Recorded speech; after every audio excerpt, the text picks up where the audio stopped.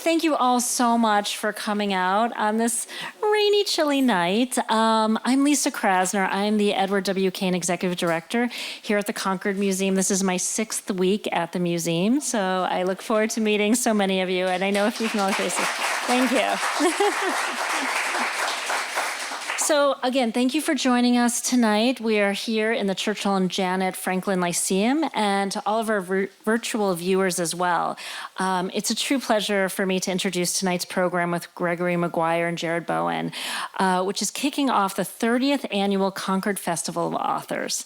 Over the next 2 weeks, there's some really wonderful programs happening all throughout town, and I encourage you to take a look at the calendar and attend as many as you can. There's a sheet on your chair. So Gregory Maguire needs a little introduction here in Concord. He is the New York Times bestselling author of several dozen fantasy books for adults and children, and is best known for writing Wicked, a bestseller adapted into one of the longest-running plays in Broadway history. His most recent publication for adults is the second in the Another Day series, The Oracle of Maracoor, which will be a topic of discussion in tonight's program. To facilitate that discussion, we're delighted to be joined by WGBH Executive Arts Editor Jared Bowen. We all know Jared as the host of the Emmy Award-winning television series Open Studio with Jared Bowen, which takes viewers inside the creative process of artists in Greater Boston, New England, and across the country.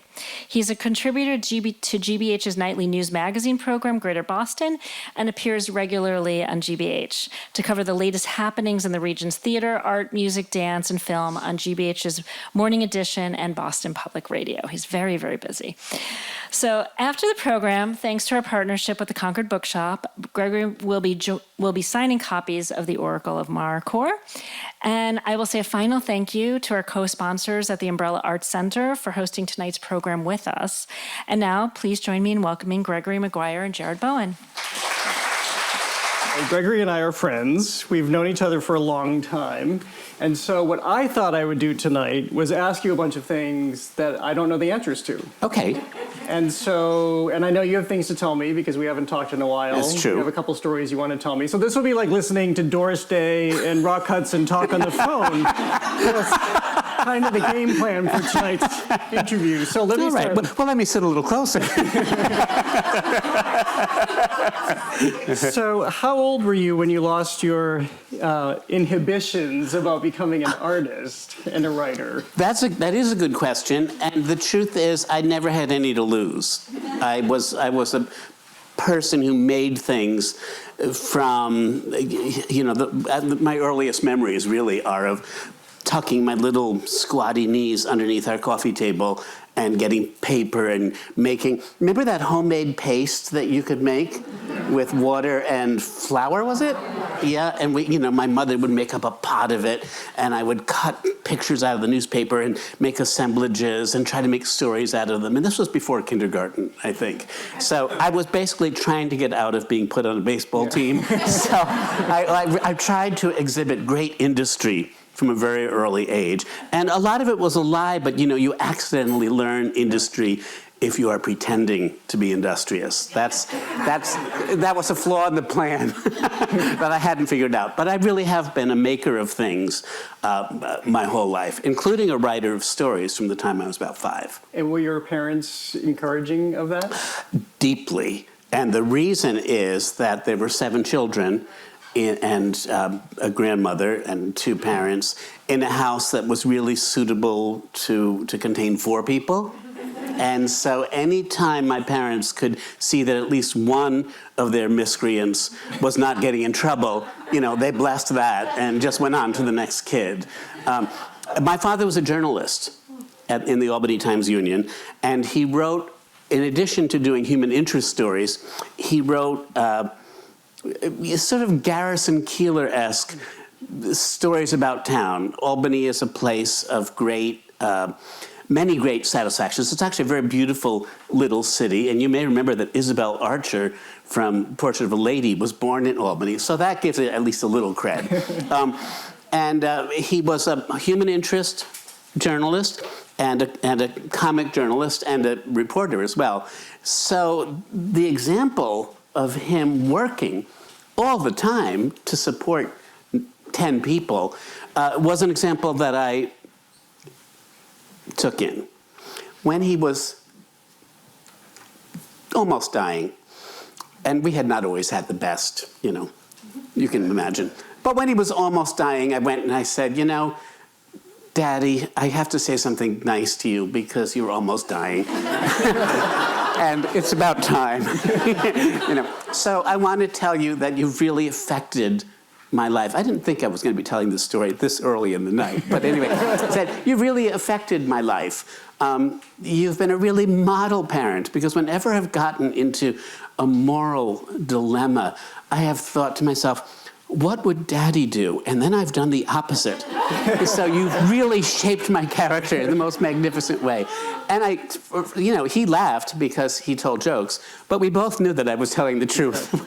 I had taken a different path from his.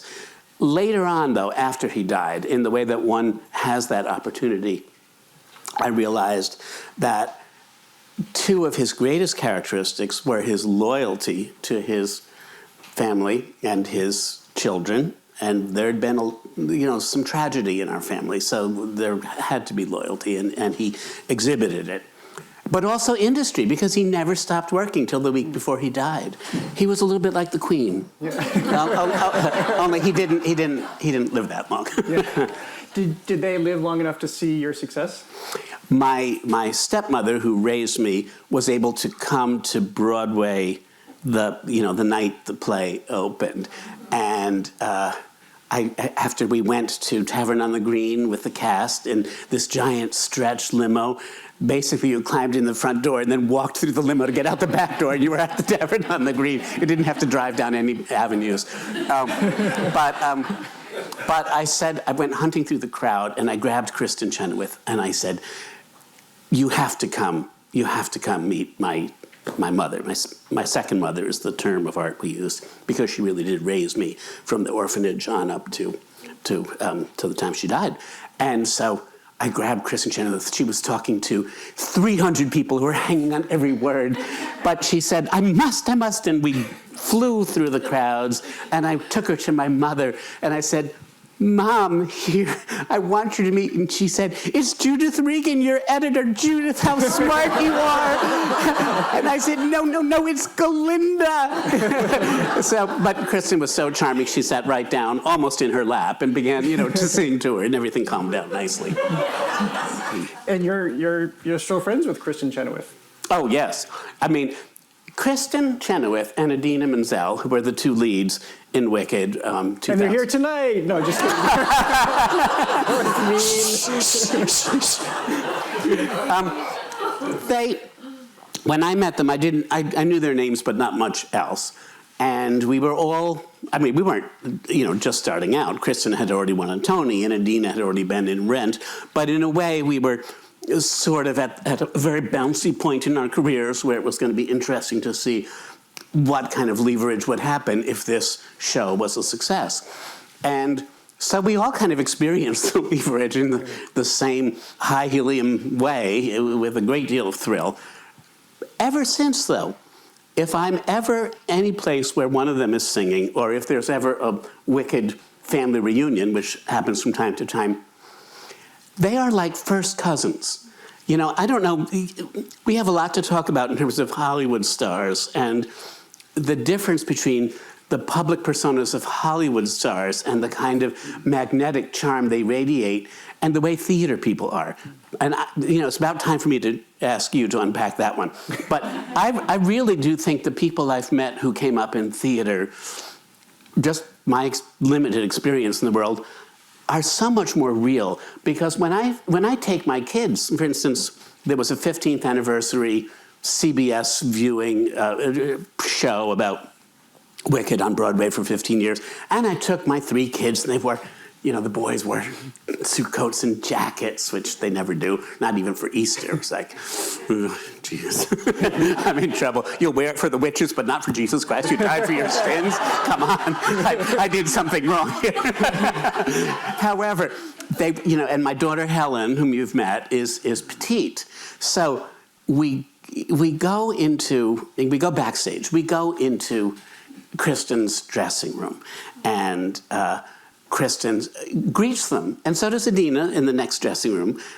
They're not sharing a dressing room, but they greet them because they've known them since they were 3 and 4 and 5, and they greet them like they're their own nieces and nephews, and hugs and hugs, and my kids just feel like, just so thrilled. And Kristen looked at Helen, who had got a new dress for this occasion, and as I said, Helen is petite, and Kristen said, I love that dress. I love that dress. We're the same size. Give it to me. And they just, everybody laughs.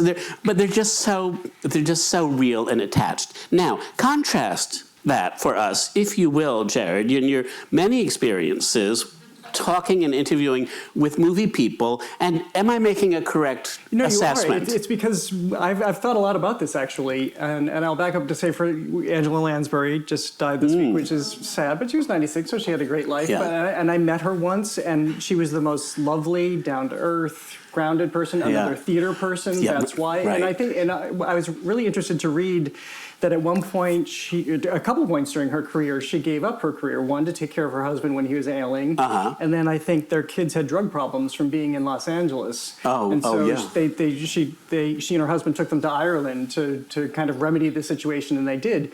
And I think that's the key. If you escape Hollywood, where everything is very artificial and everything is, if you're around it at all, is anybody around this? You're not. I mean, you kind of get a sense of what happens, and everything is taken care of for you. Yeah. You don't pay. You're like the Queen. You don't pay your own money. People do that for you. You have cars that take you everywhere. Yeah. I mean, everything is done for you, so you're not living in a reality. And I think that's what happens to people. Unless they escape, Meryl Streep escaped, then they're not real anymore. Yeah, and it's. I mean, I haven't met enough Hollywood people to be able to add that up. But the theater people I've met, and I met a few, and the theater people just are so much more like, well, if you hang around for 20 minutes, we can go out for a drink, and like they actually say things like that. It's that's beyond my bedtime, so I never do. But it's nice to be asked. But you're about to meet all the movie people. Oh, I am about to meet all the movie people. Before that, we talk about Hollywood. Okay. We were in. I was out on the West Coast a couple of weeks ago. I love to say that, though it only happens about once every 8 years. But I happened to be out there for a wedding, and I got a room in the Beverly Hills Hotel. But this is a story I've been dying. Yes. He wouldn't tell me until you were all here. This is how I get to hear the story. Well, I can only tell part of the story in public. No, but the thing is, it's the glossy candy coating of the ego that happens in Hollywood. You can feel it. What you are coming down when you're flying from the East Coast, you are not coming down through smog. You're coming down through crystal meth or something. I don't know. And you land on the ground, and the world is so different. And the people in that world are so impressed with themselves. I mean, I was impressed with myself, too. I mean, they let me get off the plane. That was like a start. But I took a car, and I went to the Beverly Hills Hotel because I had some meetings with studio execs. And so I get my room, and they walk me down the hall, and they open up the room, and they say, and this is your room. And it was a room. It wasn't as big as this room, but it was a big room. And they say, here's your terrace. Here's your private terrace. And here's the air conditioning. And it was 110 degrees out the door. And it was so cold, I couldn't get the air conditioning down. So I had to put on the gas fire so I wouldn't freeze to death in the Beverly Hills Hotel when it was 110 degrees out.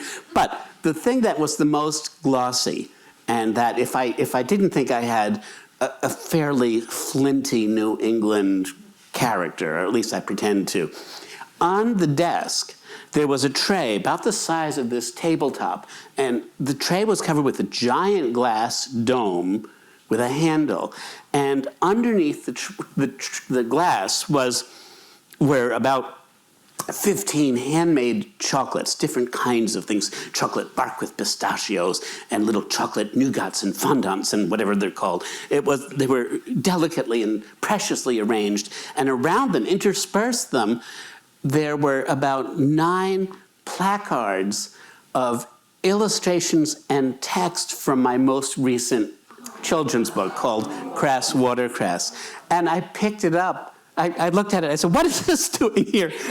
And the lady who showed me the room said, "Oh, did we put that in the wrong room?" I said, "No, it's mine, but I didn't order this." And she said, "No, welcome to the Beverly Hills Hotel."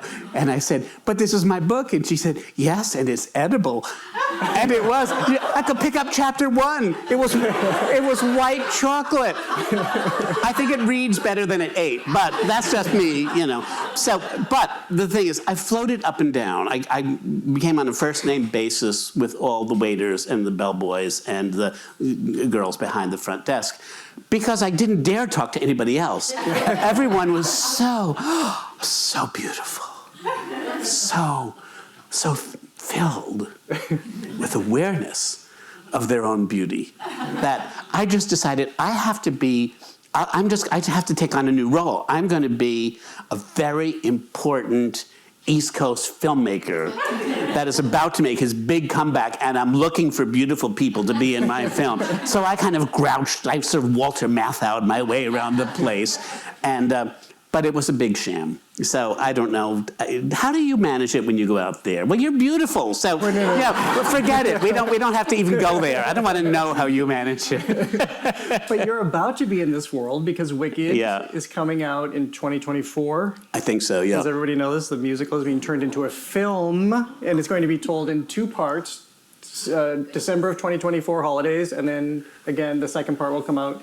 The second half will come out 2025. I think that's right. Yeah. Yeah, he thinks that's right. Well, I rely on you to get my Hollywood news because nobody ever tells me anything. But so, what is this experience like to see this? I mean, you've been on this entire journey. Your book becomes a musical, becomes this icon. Now it's going to become a film. Well, the journey so far has not left Logan. The runways at Logan Airport, but it will. They're going to start doing principal photography in either late December or early January. And I said, well, I want to come over, and if I can get my COVID clearance, I want to come onto the Universal Studios set. They have a new Universal Studios in London, and this is apparently the first thing that's going to be filmed there. So I hope they get the right light bulbs.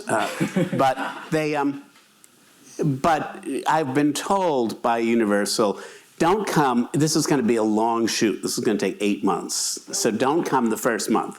Give everybody a chance to learn to work together and then show up. And maybe you can show up when people need an inoculation, not a COVID inoculation, but sort of, to be buoyed up a little bit because people will be excited that you've come. But so I don't know. I just know about the casting. I know about three pieces of casting and what will be a cast of about 15 principals and secondaries. And the casting, which people who follow entertainment news will know, Elphaba, the Wicked Witch of the West, is going to be played by Cynthia Erivo. Who's fabulous. Who's fabulous. That's what everybody says. I never saw her live, so I don't know. Do you know her? No, I don't know her personally, but she's amazing. She is amazing? Yeah. An endorsement. Okay, let me text Universal and tell them she's in. They've been waiting for the Concord vote. But I hear she's wonderful. I hear she's wonderful. And what did you see her in? Did you see her in The Color Purple, maybe? I saw her in The Color Purple. That's the only thing I've seen her in. Yeah. Because most of what she's done has been, I think, in the West End. Oh, really? Yeah. Yeah, and she's very talented on screen, too. I think she's real. You think? Oh, good. I haven't met her, but I think she's real. Oh, good. Well, I'll get back to you if she isn't. Yeah. You can punch her up in the back alley. and then Glinda is Ariana Grande. I know.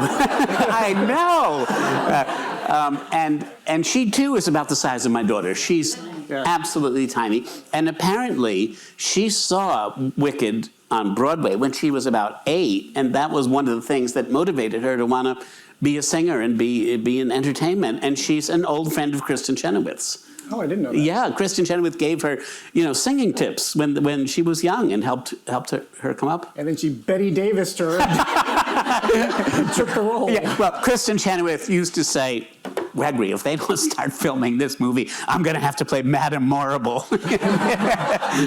And it's true, she has aged out of the ingenue, but she'd be welcome in any position. And then your favorite for Fiyero. Very talented actor, Jonathan Bailey. I never heard of him, but Jared a lot has. of people have because he's in Bridgerton now.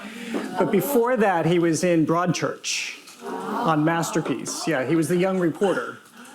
This is a very knowledgeable crowd.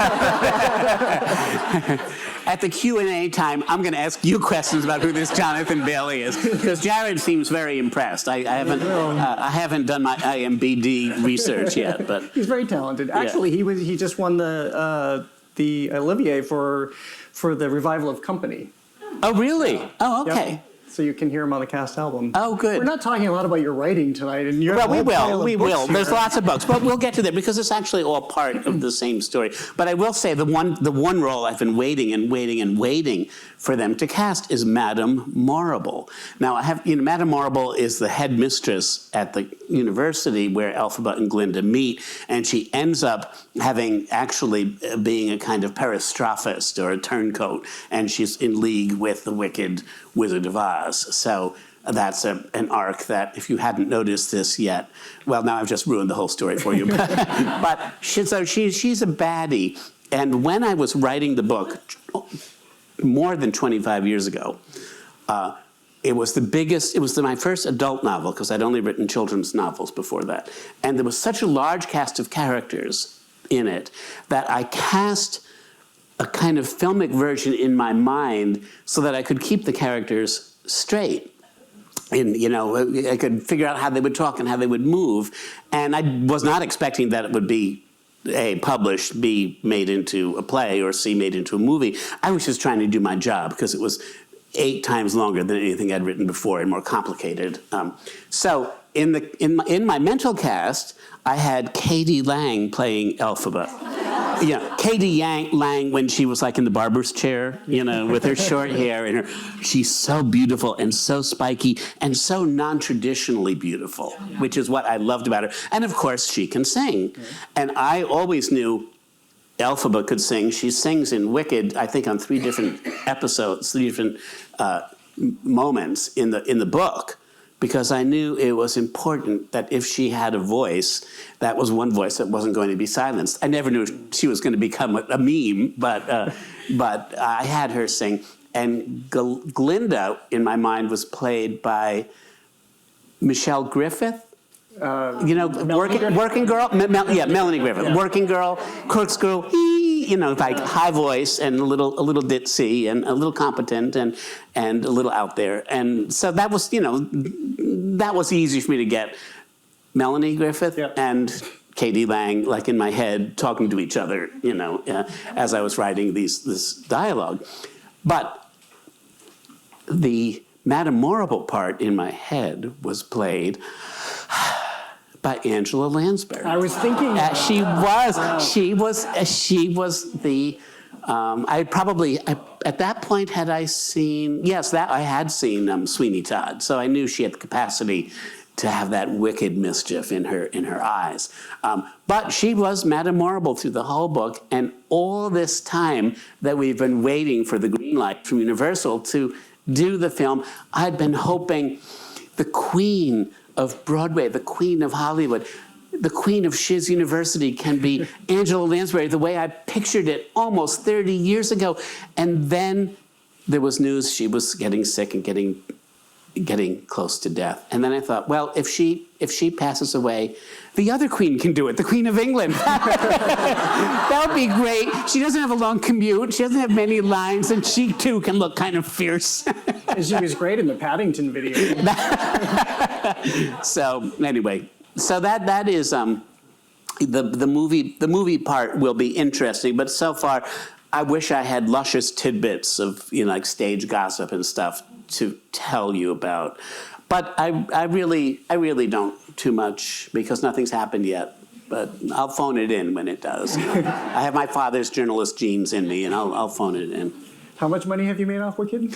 Oh, that's a question you always ask. Oh, have I? Have I asked that before? I like to tell people the dump truck full of all the Wicked money pulls up to his house every Thursday, just dumps the money. Then it comes back the next Thursday, dumps Would that it were true. I've had some very, very good luck in my life.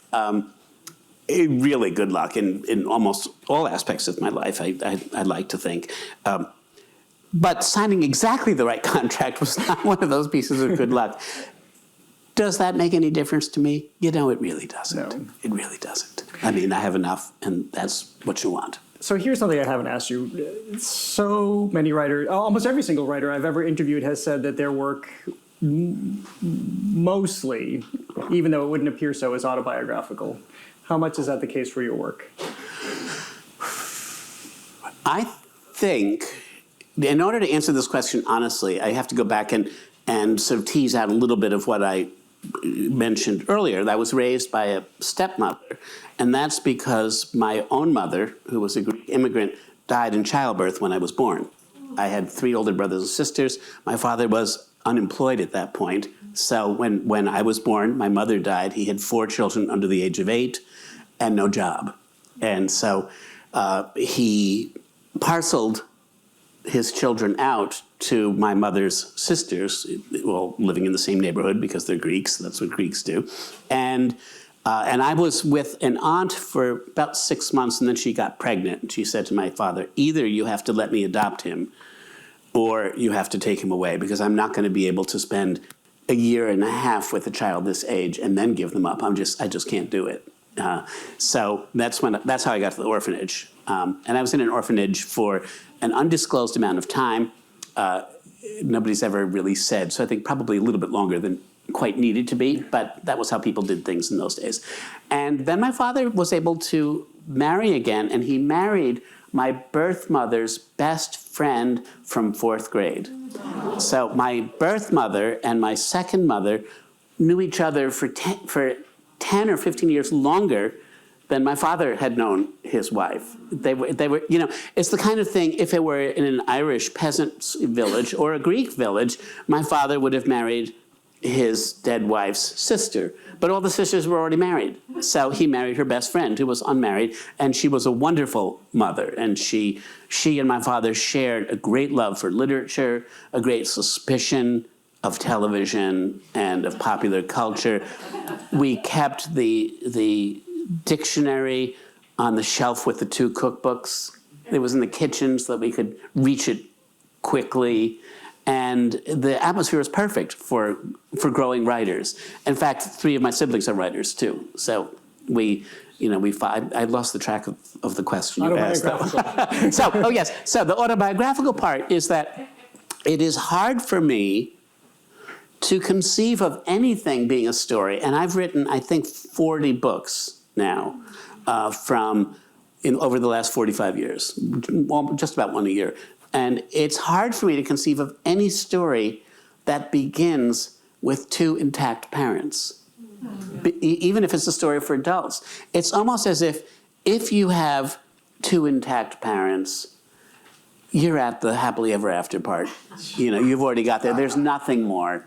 There's nothing more to say about life if you get to what it is that you need. And so Elphaba shows up on the scene, and by the time she gets to college, her mother has died. And most of the characters in my books most of them have a dead mother, some have a dead father, some, sometimes somebody's in the hospital, or, plane went to the wrong country or something. But, it's, so I'd say in that part, yeah, the idea of recognizing that a kind of tear, and a potentially fatal tear in your own understanding of your own life can be so excruciating and from which one might not be able to recover, that it changed the kind of stories that actually even seemed like stories to me, and B, I do think it is one of my motivations for being a novelist, because what is a novelist? What is any storyteller but someone who says, this is a rotten world and I have to revise it 1 book at a time. I have to prove to myself and to people 1 story at a time that courage is important and tenacity is important, and you can work through whatever brambles and thickets of fairy tales or dragons with red flame coming out or metamorables. You can work through it. You can get there. I think that I'm a functional adult because I had story for self-therapy. I think that's why I wanted to make things. I wanted to revise the world to make it safe for me to be in. Do you go back now and read passages or read your entire books of the earlier books? No. No. There's Not even a peek. well, if I'm doing a little research on something that I've written about before, I will go back. When I do look at it, I'm glad I don't have an instant inclination to vomit, which is what one always worries about. But the act of writing, like any art, and I think this is true of performing arts as well as the plastic arts, let's call them.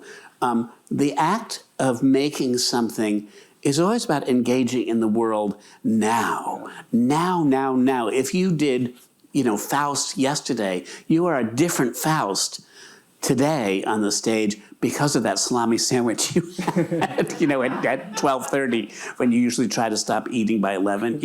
You just are a different person. You're engaging with the world now. And that's why we go to art, I think, and those of us who consume it, which is everybody, and that's also why we make it for those of us who make it. It's a trick to engage in the world in this wonderful, befuddling, dangerous, treacherous, horrible, rotten, unjust world. It allows us to engage in it as deeply as we can. First of all, I understand that. I can't watch myself, by the way. But I was wondering if you would ever peek back to learn more about yourself. Who needs that? Yeah. The other truth is, does anybody know the magazine called The Week? Yeah. Well, this past week, The Week wrote to me and said, we have this little column, and people who have new books out sometimes are asked to supply 6 books that are your favorites. And I said, are they supposed to be like hoity-toity New York Times, what's on my bedside table books? Because I never believe a word of what people say. Well, I have a dictionary of Pictish Proto-Saxon, next to Julian Child's memoirs written in Hittite, and it's like, are you kidding me? I don't buy it. So he said, no, either favorite books or influential books. So I did a combination of both.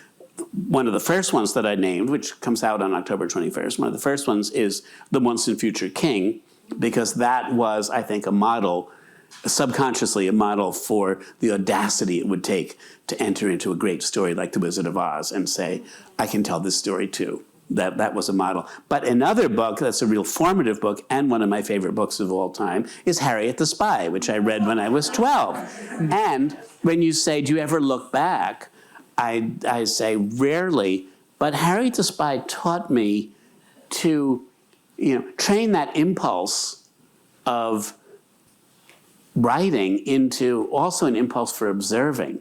And you observe, when you're a kid, you observe out because you haven't really been able to construct a mental image of the shape of your own character or ego or where you're going or where you've been. But as you get older, it becomes more inward, and you begin to examine your reactions. Like, why did I lean over and punch Jared Bowen the way Will Smith punched Chris Rock? Why did I do that right then? I better write about it in my journal, and so maybe I can find out. I started writing a journal, a spy notebook, as I called it, when I was 12, and I'm still doing it, and I'm almost 70. So I don't look back, but that's because I don't have time. I'm still trying to figure out what I don't know about the world today as it's changing, and about myself, who am changing too. You just mentioned having the audacity to go into the world of Oz. Okay, so we've talked a little bit about this, but you look back on it now, and that was pretty ballsy to do what you did, to take something like that and make it your own. I thought I was going to be, made to leave the country. The playing with a sacred cow, like The Wizard of Oz. I knew a lot of people were going not to like it. And really only one person didn't like it loudly, and that was the New York Times reporter who reviewed it in 16 column inches the day it came out. Her name will not be mentioned, but it was Michiko Kakutani. And she's won a Nobel Prize for book criticism or something. She's very influential and very important. I actually don't think she knows what fiction is, but that's a separate matter. She basically wrote in this famous review that my husband has refused out of solidarity ever to read. That basically this was the worst novel she'd ever read in her life of reading, and that if I was seen crossing, West 48th Street, they had my permission to run me over with their panel truck. Did she really say that? No, but that was the effect of it on me. So I was So basically she said it's okay. it was pretty bad. But I won't go any further to that. Every other review was either starred or great, and her review came out on a Thursday, and I thought, oh, my career's over. And I've published a grown-up novel.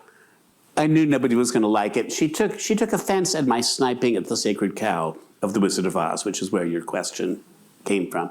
And I thought, all right, well, I knew there might be just 10 people in the country who liked The Once and Future King and might like, this kind of thing too. And then it just began it didn't hit the bestseller list for about 5 years, but it was that rare book that was word of mouth. And every 6 months it sold more than the 6 months before, rather than the other way around. And that was true for about 12 years. It just was like, whoa, we don't have enough paper, in this country to keep reprinting this book. That was wonderful.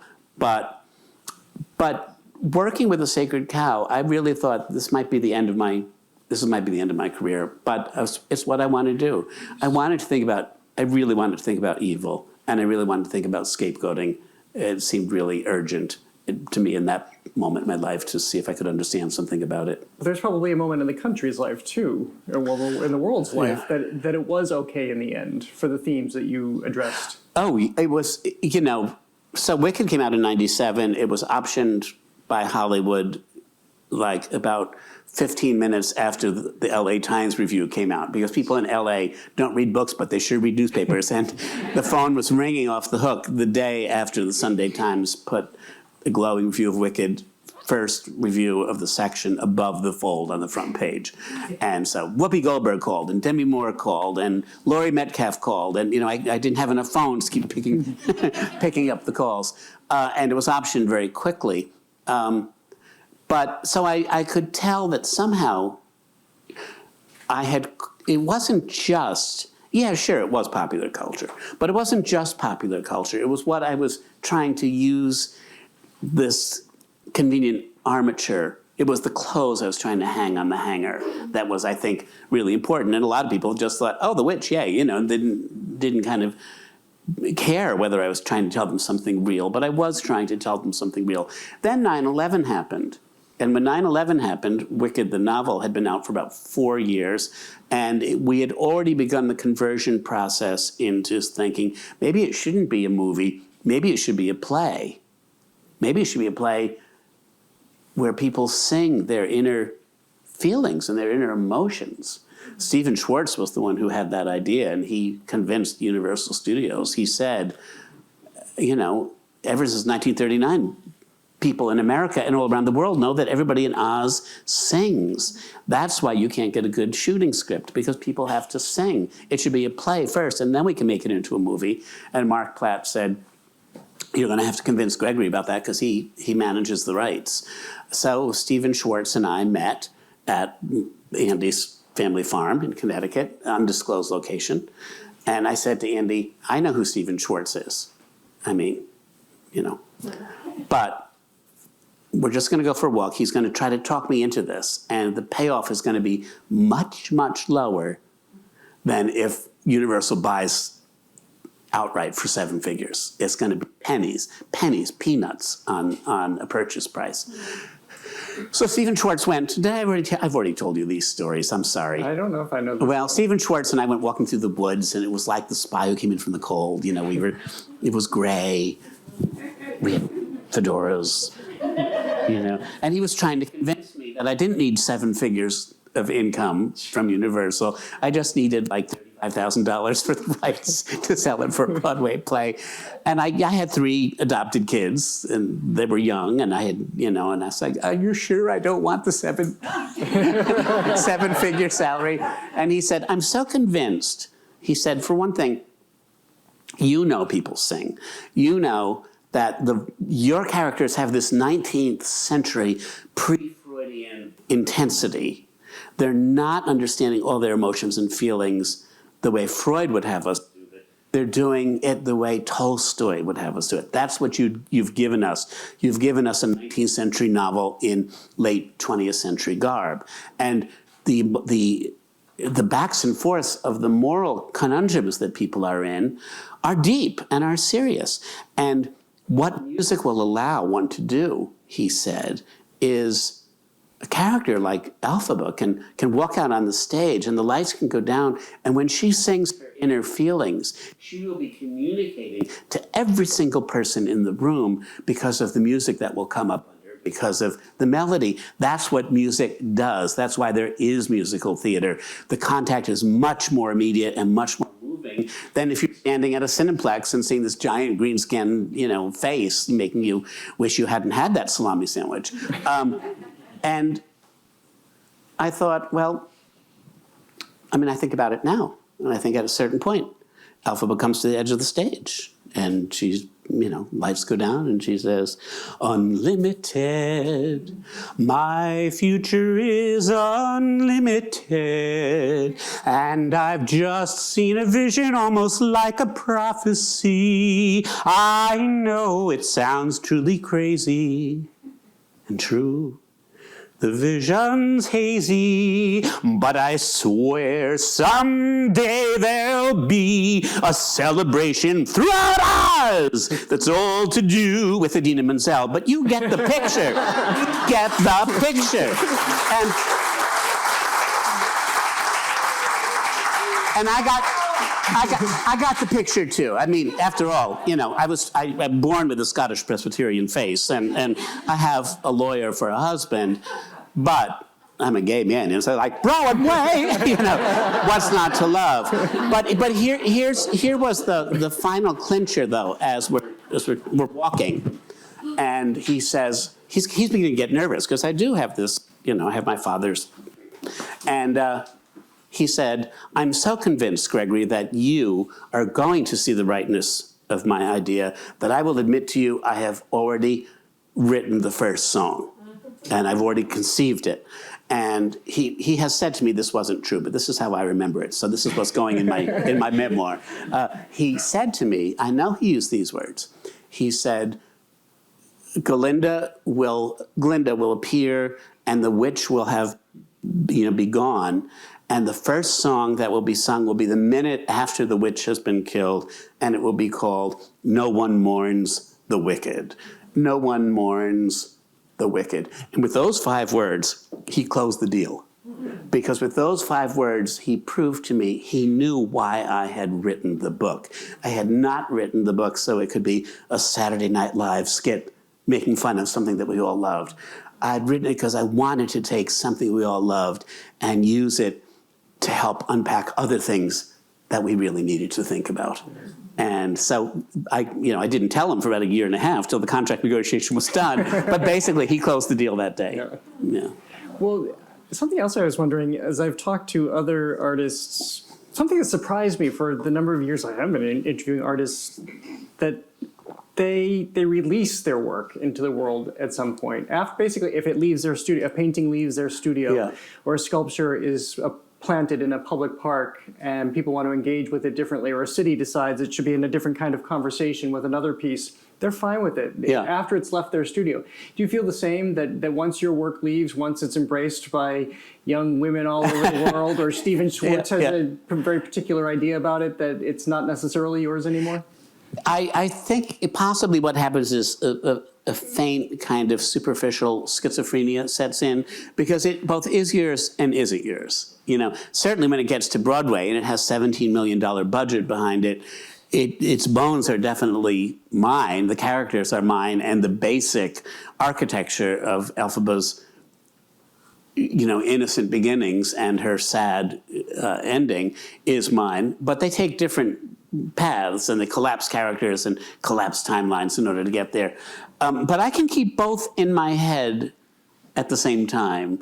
And once in a while, I want to take back a little of what has been done to my story, which is more a tragedy than it is a melodrama. The Broadway show makes it bittersweet, but my novel Wicked was a tragedy like King Lear. It was the death of somebody who died too young. And Broadway tweaked that just a little bit. And I'm okay with that because the basic messages of both pieces, the play of the play, the story of the play and the story of my novel, basically are trying to convey the same important messages, and they just get to it through different itineraries. And yet, yes, it is still the landscape in my head that generated that with everybody else's input. And that landscape is still available to me. And that's an unclumsy segue to the Oracle of Maracoor. Because there you see over there, this is the middle book in a trilogy of 3 books that is about the Wicked Witch of the West's granddaughter named Rain. And that is why she's green on the cover of this book, because the green skin conveys through the matrilineal line. And her father, Lear, the witch's only child, was not green. So she was born green. And my last book in the Wicked years was published in 2010. So how long ago is that? And I said, I left Rain, the granddaughter, flying out of Oz on her grandmother's broom over an ocean that very few people even knew existed. Basically Oz was a little bit like Kansas, and that was completely landlocked, and nobody really had ever seen an ocean, and it was kind of considered to be a mythological construct. But Rain found the actual ocean to the west, and she flew out over it. And that was where my, almost 2,000-page saga ended, with Rain flying into her future. And then what happened? Well, the main thing that happened is that my little Helen began to grow up. And when she was 10, she had 10-year-old problems. And when she was 18, she had 18-year-old problems. And then the pandemic came down to settle upon her and on my other children while she was in her first year of college, and she had to come home. And like many parents, we had to look and see, what can we do for their safety and well-being and health? The first thing we can do is pour a bourbon. And the second thing we can do is take care of ourselves. Because if we're not mentally sound, if we get too panicked, if we get too house crazy, cabin feverish by not being able to go out, we are going to be bad role models for them, and we are not going to be able to work with them to keep them safe. So suddenly, I began to think, this is like sequestration, as I called it, started about March 17th, 2020, or 15th, around there. I had the idea for The Brides of Maracoor by about March 21st. And it was partly, I now realize, it was partly because if I couldn't be sure that I could even keep Helen alive and her brothers for a year or two, I was going to have to displace my parental anxiety in a more useful way. So I began to worry about Rain. Where is she? Why didn't she get the 11:30 train? She's out over the ocean on a broom. And 10 years later, I needed to find her, and I needed to see if she was okay. I didn't necessarily need to rescue her. I just was being a helicopter parent. I needed to check in on her. And the Oracle of Maracoor, and if you see the cover here with the broom on the front, that's Elphaba's broom, the Oracle of Maracoor is the book in which she begins to recover from the amnesia that has beset her when she has crash landed into the ocean and survived in amnesiacal form to find herself in a place very, very different from Oz, really more like late classical Rome or Greece.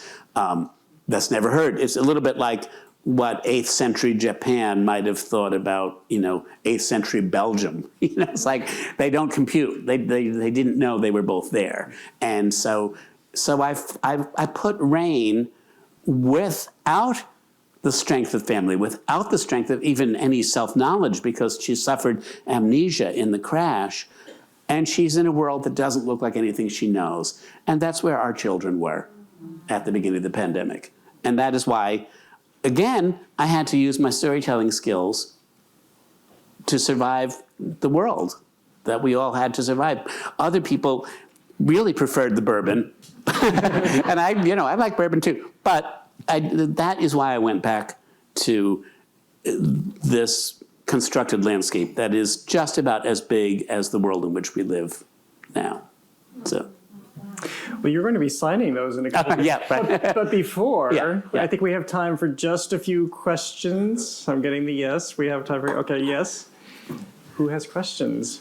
Please. Right in the front row. What a delightful talk this has been. Oh, thank you. I've got two questions. One, how much of your Greek lineage has informed your view of drama and comedy and tragedy?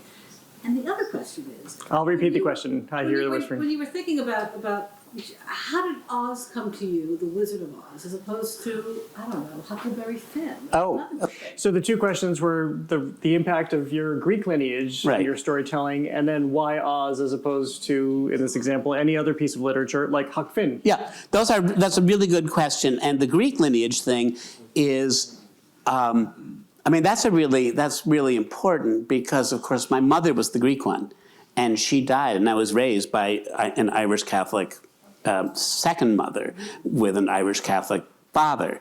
And yet my Irish Catholic second mother taught herself how to make baklava, taught herself how to make moussaka, and she did the things that she could do to bring the culture. She had grown up in the house of her best friend. She'd eaten all this food as a child, but she taught herself to give us what she could. And so the Greek heritage, I think, is a little bit like the reading of fairy tales. It's like something that you almost dream about, because I have it genetically, but I don't have it practically. I've had to invent it. I go to Greece every year now, and I speak a little Greek. So I've tried to make it more and more real. But it existed as a kind of tissue of imaginary constructs, including drama, including theater. I came to that very late, including even Homer I read late. It's more like I haven't read it yet, but it's there. And I stand against it, like I stand against this, these trees. It's just there. And that it was there, and that I could claim some ownership of it, even if I didn't have the right passport, was a kind of liberation for me. Another one. I'm always looking for liberations. And the second question you asked was about why The Wizard of Oz rather than Huck Finn. Why was that the armature that I chose? Well, I had been thinking on and off about writing about evil, or writing about, something more serious than my children's books allowed me to do. And then there was this terrible death. You probably remember it, I think in Manchester or Birmingham, where a 2-year-old boy was kidnapped and murdered by a 14-year-old and an 11-year-old. This was about 92, in England, and I was living in England at the time. And the boys, first there was a missing child, then there was a manhunt, then the video film saw this little boy being brought away by schoolboys, middle school and grade school. And so then there was a boy hunt, and when the boys were found, their identities were revealed into the papers. Actually, on the basis of this particular case, the laws in England changed to protect the identity of minors. But at this point, they were open. So everybody read who the boys were and what their relationship was like, what their family lives had been like. And we all sat down the way you do when you're a freshman in college or a sophomore, and you sit down with a beer and you think, how could two boys wake up in the morning, decide whether to have Weetabix or toast and Marmite for breakfast, and become murderers by evening? What does that say about human character? What does it say about even what evil is? How responsible were they? How responsible were their parents? How culpable? How sick? Where was God? Where are the guardian angels? Where was the state? Where were the other parents? The questions are unanswerable, but they must be asked. They must be asked. Otherwise, we run the risk of being equally menacing. We have to ask those questions so that we can protect other people from our own worst instincts. That's what I wanted to do. I wanted to examine concepts of evil and questions about evil. And so at first I thought, I'll write a novel about Hitler. And I'll use my great intuitive brain, and I will finally discover why Hitler was so evil. Nobody's been able to tell it yet, but I'll be able to dream it up, and it'll be a novel. And that lasted about 20 minutes because I knew I couldn't learn German. And I thought, well, everybody says, writers always say, write what you know. And I think, what do I know? I know church music. You know, some people don't like guitars in church, but they're not evil. They're not really evil. They may not be well-tuned, but they're not evil. And the only other thing I know church music, and I know children's books, because I had written a dissertation on them. And I wrote them, and I studied them, and I taught them. And I thought, where's the evil in children's books? I mean, that's the whole point. They're for children. There is no evil. And then I had a vision. I had this vision. I had always expected as a good Catholic boy that someday the Virgin Mary would come out of the clouds and bless me. And I heard some music, and I looked up, and angels were going, oh, and I looked up, and it wasn't the Virgin Mary, it was the Wicked Witch of the West. And she was saying, I'll get you! And I thought, Jesus, Mary, and Joseph, I have had my vision. It's like the last line into The Lighthouse. I have had my vision, says Lily Briscoe. I've had my vision. Everybody knows who the Wicked Witch of the West is. Her name is Wicked with a capital W. Yes. I mean, you can't get any more obvious. The God is talking to me. And I also knew my L. Frank Baum, and I knew he was not a historian the way C.S. Lewis was or Tolkien. He was more a nonsense writer. He was more like Edward Lear or like Lewis Carroll, which he emulated. But the Wicked Witch of the West was there for the taking. And as soon as she came through the door of the saloon, I said, I know who I'm going home with. Good questions. We have time for one or two more, I think, if there are any. As you know, I don't have much editorial function, so you can ask anything you want. We have time for one more question. Right here. Probably a classic question, but I always like to hear about the writer's process. So how you write, when you write, where you find inspiration. So the question is about his process: when, where, how do you write? Well, as you've heard, the how has to do with how anxious I am. And since I am a person who thinks everything that goes wrong in the world is my personal fault, it means I'm always anxious, which means I'm always writing. It really is therapy. It's how I dissipate my sense of I can't control climate warming. I can't control what's happening in politics. I can't control the loss of trust in our institutions. So what can I? I can take care of my babies. You know, I can take care of my kids. I can take care of the stories in my head, and in taking care of them, I retain a fiction of competence. A fiction of parental competence. So that's really why. The how is I can do it anywhere. I sat down in the little kitchenette with the giant refrigerator and the tiny microwave, and I took out my computer and I worked on a couple paragraphs. Between 6:30 and 10 of 7 when Jared arrived, and I can do it anywhere because I carry my need with me. And at this point, I carry my facility as well. But that's from a lifetime of trying. Thank you so much. That's a really good question. I have to, before we do signing, I have to just show you this, though, because I thought, I don't have any props today. But then it was raining out, and I thought, okay.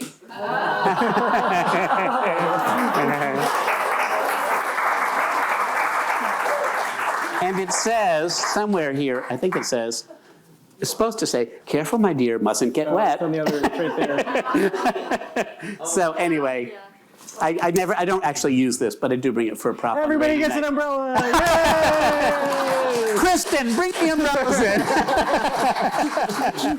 Thank you, Jared. Thank you so much. Really, so much fun. Thank you.